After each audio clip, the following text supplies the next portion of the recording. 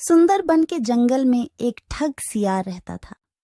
वह बहुत ही निकम्मा और कामचोर था।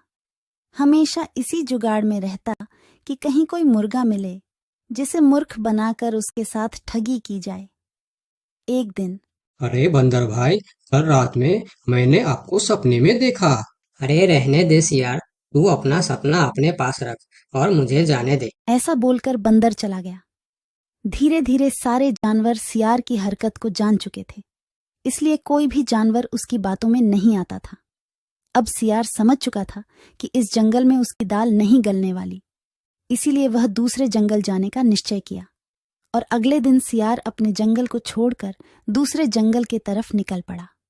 दूसरी जंगल में पहुंचते ही दिन भर जंगल का जायजा लिया और शाम होते ही एक गधे को देख उसके पास गया और रुककर बोला, गधे भाई, मैं इस जंगल में नया आया हूँ और शाम भी ढल चुकी है।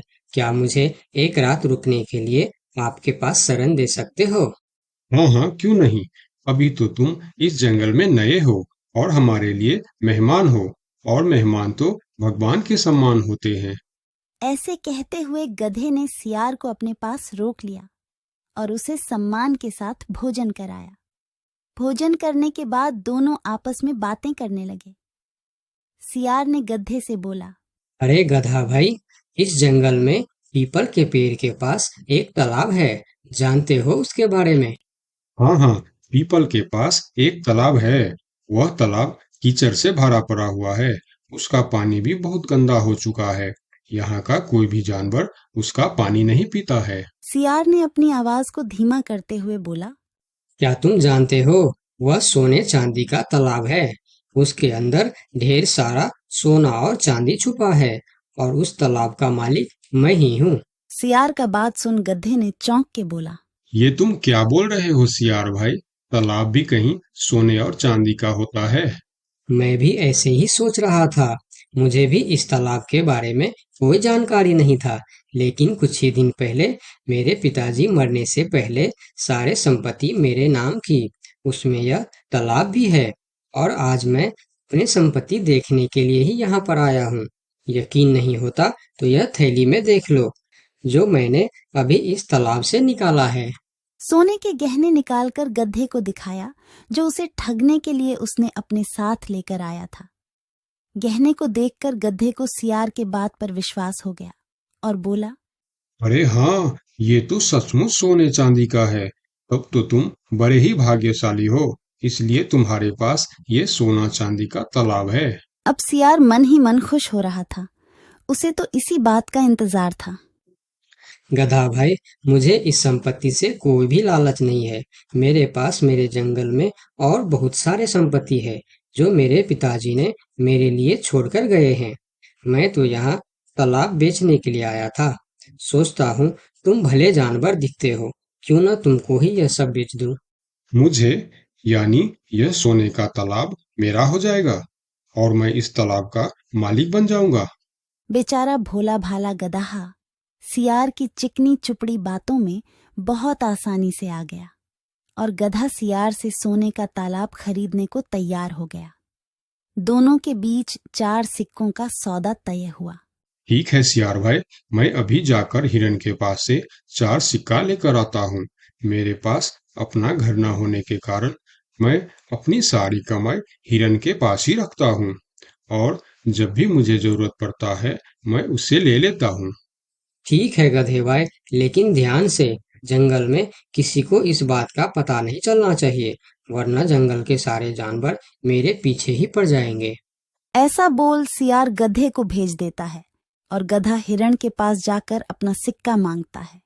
गधे भाई, घर में सब ठीक तो है ना?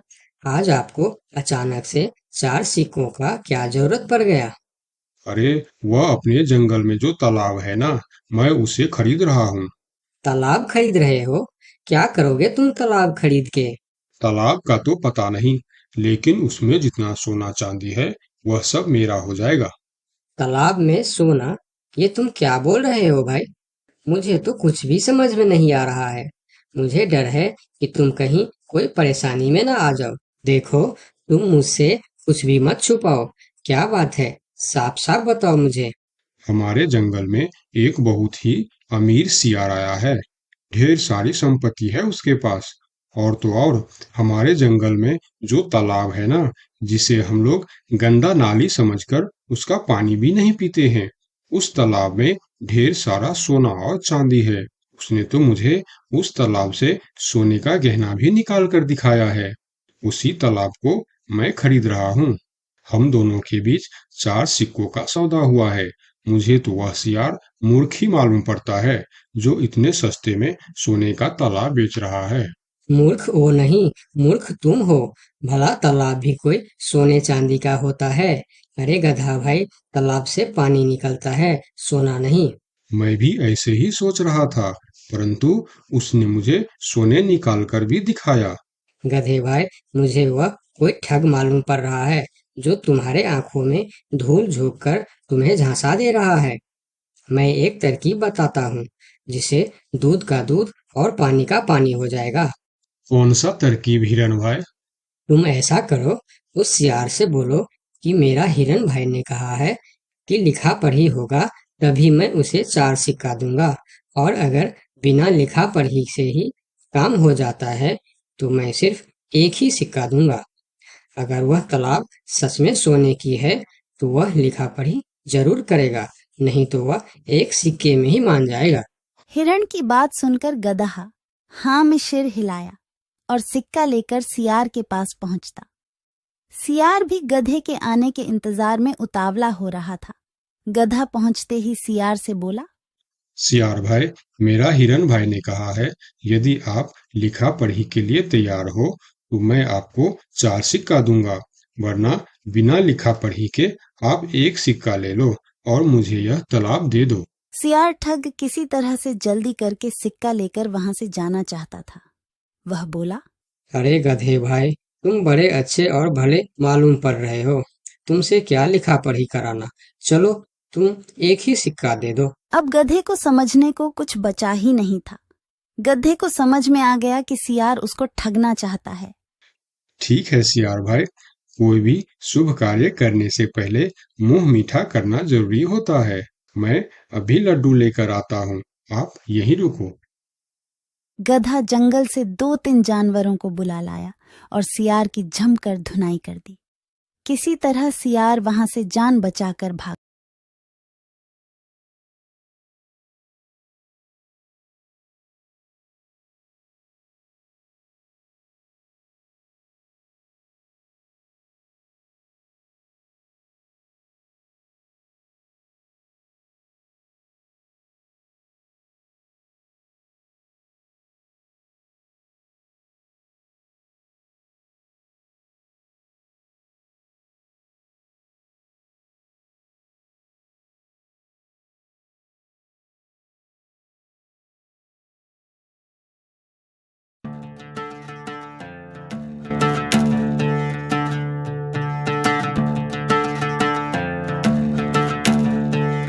एक गांव में करण और सुरेश 2 दोस्त रहते थे, मगर दोनों में काफ़ी डिफरेंस था।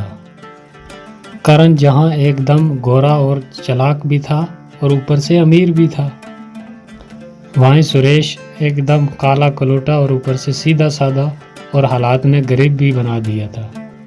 करण उसके कालेपन और गरीबी का बहुत मजाक उड़ाया करता था, और करण को बीवी भी ऐसी मिली जो उसके घमंड को दुगना कर गई, और उसने उसके कान बार बार के कि कैसे भी करके इस अपने गरीब काले दोस्त से पीछा छुड़ाओ।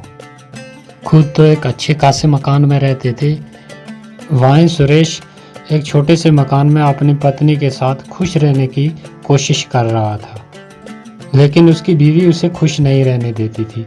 वो उसे गरीबी के ताने मार मार के हर दिन उसे अंदर से खोखला ही कर दिया था। एक दिन परेशान होकर सुरेश जंगल में बहुत दूर दूर निकल गया।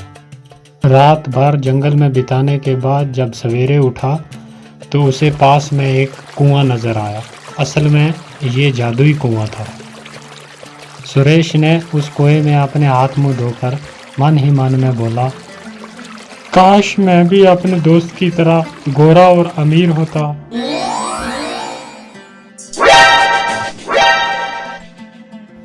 लगता है इन गांव वालों को पता चल गया कि मैं रात भर घर पर नहीं था, तभी ये ऐसे मुझे घूर घूर कर देख रहे। अरे आपके चेहरे को क्या हुआ? क्या हुआ? कुछ भी नहीं। तुम्हारे ताने सुन सुनकर मेरे कान पक गए, इसीलिए मैं जंगल में चला गया था, तो रात भर सोया नहीं, इसीलिए थोड़ा ऐसा दिखता हूँ। और क्या हुआ? अरे नहीं, थोड़ा नहीं, बहुत कुछ हुआ है। तुम तो अपने दोस्त से भी ज्यादा गोरे हो गए हो। क्या? ये कैसे हो गया? अरे ये तो चमकदार ही हो गया। मैं इतना गोरा कैसे हो गया अचानक एक रात में? फिर वो दिन भर सोचता रहा कि ऐसा चमकदार कैसे हो गया अचानक। फिर उसे उस कुएं की याद आने लगी और उस कुएं के बारे में पूरा दिन सोचता रहा कि जरूर कोई चमकदारी कुआं है वो। और यही सोचकर शाम को चुपचाप वो उसी जादुई कुएं के पास पहुंच गया और अपने हाथ पानी में डुबोते हुए बोला, आपने मुझे इतना गोरा बना दिया, थोड़ा दोस्त की तरह मुझे दान भी दे दो। ये बोलकर जब उसने अपने हाथ बाहर निकाले तो क्या देखता है कि दोनों हाथों में बहुत सारा सोना आ गया। फिर वो ये बात जाकर अपनी पत्नी को जब बोलता है तो वो यकीन ही नहीं करती, लेकिन उसके हाथों में इतना सोना देखकर उसे भी यकीन करने पर मजबूर होना पड़ा। फिर भी वो सुरेश से कहती है, सुरेश, जो मेरी शादी पे कंगन दिए थे वो कंगन कहीं खो गए हैं, तो तुम उस जादुई नदी में जाकर कहो ना, हो सकता है वो कंगन मिल जाएं। अरे जादुई कुएं में कैसे मिलेंगे जब हम वहां कभी गए ही नहीं आज दिन तक। मैं पहली बार गया हूँ जो वहां जादुई कुएं में खो गए हों या जंगल में खो गए हों। और बीवी की बात सुनकर वो फिर उसी जादुई कुएं के पास जाकर अपने हाथ डुबोकर पानी में कहता है, जब आपने इतना कुछ दे ही दिया है तो आप मेरी बीवी के कंगन भी दे सकते हो। ये कैसा चमकदार है? क्या ये जादुई कुएं आपका चमकदार है? हाँ बिल्कुल, मैं एक जादुई कुआं हूँ और तुम्हें जो चाहिए, जब चाहिए, जितना चाहिए, अपने लिए और अपने दोस्तों के लिए जो भी मांगोगे तुम्हें फौरन मिल जाएगा। आप सच कह रहे हैं? जादुई कुएं क्या? हाँ, लेकिन एक बात याद रखना, तुम अपने लिए या अपने दोस्त के लिए जो भी मांगोगे उसका तुम्हें दुगना दे दिया जाएगा। इस बात को अच्छे से याद रखना। अगर ऐसा है तो मेरा एक ही दुश्मन है और वो दोस्त है मेरा जिसके पास अच्छा मकान है। मैं चाहता हूँ कि उसके पास और भी मकान हो और भी दौलत हो।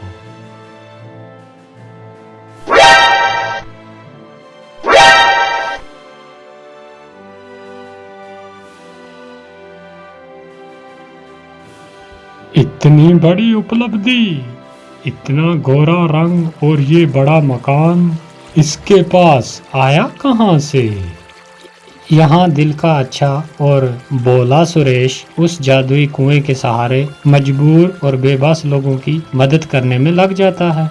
वो उस जादुई कुएं के बारे में किसी को कुछ भी नहीं बताता और वो किसी की भी कोई चीज खो गई हो या किसी को किसी चीज की जरूरत हो तो वो चुपचाप उस जादुई कुएं में जाकर अपने हाथ डुबोकर उन लोगों को वो चीज मुहैया करवा देता था। यहाँ तक कि वहाँ का जो राजा था उसका बेटा एक बार खो गया। उसे कभी भी ना पूछने वाला वो राजा भी दौड़ा दौड़ा उसके पास आया और सुरेश ने उसे दूसरे दिन आने को कहा।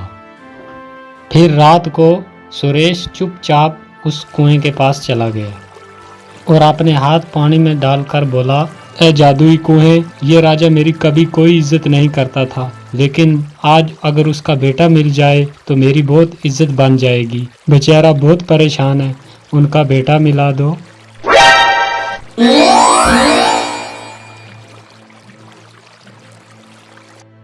राजा का बेटा मिलने के बाद तो फखर से सुरेश की छाती चौड़ी हो जाती है और उसके चर्चे पूरे गांव में फैल जाते हैं। अब हर कोई उसे मदद मांगने के लिए पहुंच जाता है और सुरेश की चौड़ी छाती देखकर करण और उसकी बीवी बुरी तरीके से जल भुन जाते हैं।